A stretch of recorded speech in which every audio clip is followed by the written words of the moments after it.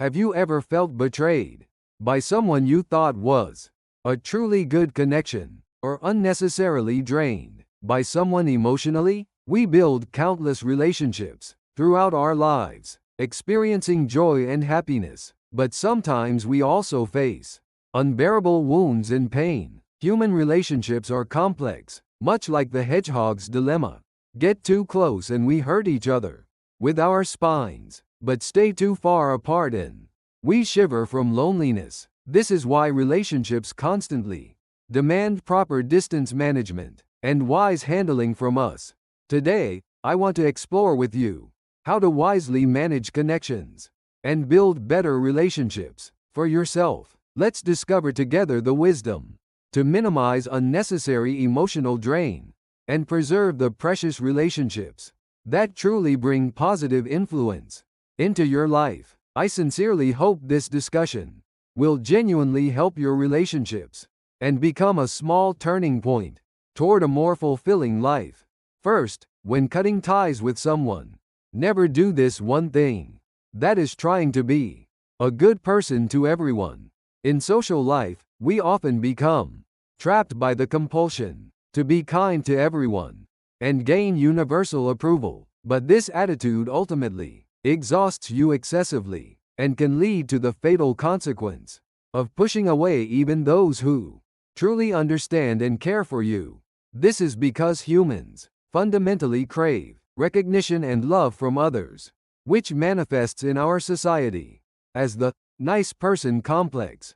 Out of fear of being criticized or disliked by others, we sometimes can't refuse unwanted favors, wasting our precious time and energy trying to meet others' expectations. Have any of you experienced this? When a friend calls late at night and pours out their complaints, have you forced yourself to stay awake and listen, despite being exhausted? Or perhaps you've handled an unreasonable request from a colleague because you couldn't say no? At first, you might justify this behavior by telling yourself, "It's okay if I struggle a bit, as long as they're happy." But what happens when this sacrificial behavior repeats? Unfortunately, the other person gradually begins to take your endless kindness and goodwill for granted. Your pure goodwill transforms into their entitlement, and eventually you become their energy vampire. Your precious energy, emotions, and most valuable time get endlessly absorbed by them. A sad reality you'll face. The problem doesn't end there. You'll increasingly suffer from deep fatigue and helplessness, while resentment and anger toward them accumulate deep in your chest. Eventually, these emotions might explode, or you might silently cut off the relationship. In an extreme situation, when this happens, your noble effort to be good to everyone becomes futile, leaving only greater wounds and emptiness in your heart. To avoid this unfortunate situation, you must firmly acknowledge that I can't be a good person to everyone in the world, nor do I need to be. It's crucial to clearly establish and maintain your psychological boundaries. This is like creating a defense manual to protect yourself from external negative influences. For example, with a friend who's frequently late, call them beforehand to confirm. And if they're too late, be decisive enough to reschedule or postpone the meeting. Or with someone who constantly tries to manipulate you emotionally, practice consciously maintaining emotional distance. Don't let yourself be swayed by their moods. Guard against your emotions, riding a roller coaster based on their feelings, and cultivate the power to control yourself, accepting that this person is just like that, and lowering your expectations is also very beneficial for mental health. Of course, these actions might feel uncomfortable and difficult at first. You might worry that the other person will be disappointed in you or think poorly of you. But if someone truly cares about and respects you, they'll understand and respect your clear boundaries. Conversely, if someone makes unreasonable demands that cross your boundaries or gets angry at your legitimate refusal, That relationship was likely harmful from the start, never giving you positive energy. Ultimately, trying to be good to everyone means seeking others' approval at the expense of yourself. This not only creates unsustainable relationships, but also significantly diminishes your quality of life. You need the courage to say no for your own happiness and mental health. Second, when cutting ties, never badmouth the person. One common mistake people make when ending relationships is gossiping about that person to third parties. Of course, it's perfectly natural to want to vent to someone about intense feelings like accumulated betrayal, frustration, or rising anger. But remember that such gossip can boomerang back and cause you even greater harm. You've probably experienced this, being present when someone was intensely badmouthing another person. In that moment, didn't your trust in the gossiper shake a little? Didn't you think uncomfortably, will they talk about me like that later? Gossip itself is a destructive act that spreads negative energy around you, no matter how justified your anger toward that person.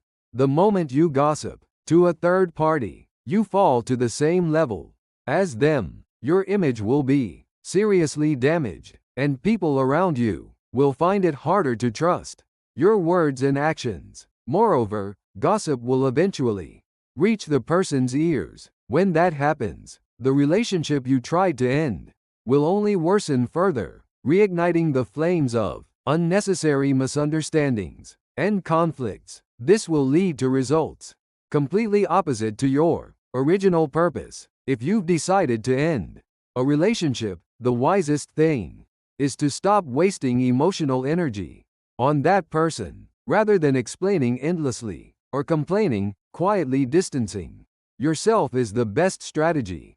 Naturally reduce contact frequency, minimize meetings, and when you do talk, keep conversations superficial. The relationship will naturally fade and grow distant, though it might feel uncomfortable and awkward at first. This quiet distancing is the surest way to protect your inner peace and precious freedom. Instead of badmouthing someone, it's important to find ways to process and healthily release your complex emotions yourself. For example, express your emotions through journaling, engage in regular exercise that helps relieve stress, or carefully confide only in a few truly trustworthy people.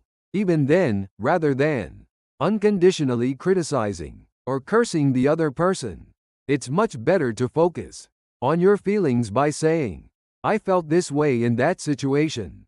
This process of objectively observing and healthily expressing your emotions helps heal your wounds and further mature your relationships. The process of ending relationships is sometimes painful and very difficult, but even in that pain, we can learn much and grow.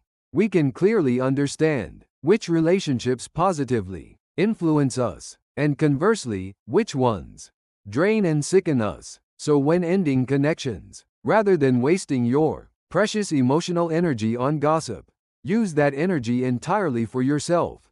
The wise choice to quietly distance yourself will make your life more peaceful and meaningful. Third, when cutting ties, don't get trapped in guilt.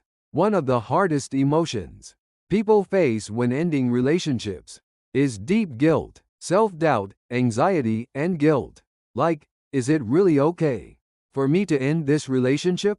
Will I seem too selfish? What if they get too hurt because of me? Constantly circle in our minds, tormenting us and preventing us from moving forward. But this guilt ultimately grabs your ankles, becoming an obstacle that blocks your path to a better future and healthier relationships. Of course, ending a long cherished relationship is never easy. It's natural that many emotional and psychological difficulties follow, but we must understand that human relationships are like living organisms that naturally change and evolve with circumstances and environments. Someone who was once a perfect match for you may no longer be, and you may naturally drift apart as your values and lifestyles change. Human relationships are like seasons.